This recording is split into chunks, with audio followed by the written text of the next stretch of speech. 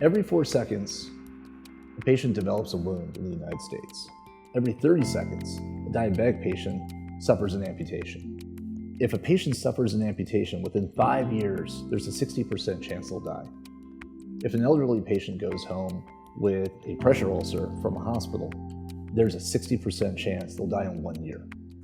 These numbers are overwhelming. They are scary. They not only rob patients of dignity and quality of life, but they rob them of their limbs, and sometimes they even rob them of their lives itself. Here's the good statistics. Inside a wound center, there's a 75% less chance that you'll have an amputation. In 8 weeks, over 70 to 80% of the patients will be completely healed. In wound care, you get to heal the patient. You get to improve their quality of life. You get to help them avoid an amputation. And you do this in a really interesting way. They get to see you once a week. They come into your wound center and they get to know you and your team. And in some cases, if you're using hyperbaric chambers or other modalities, you might even see that patient every day.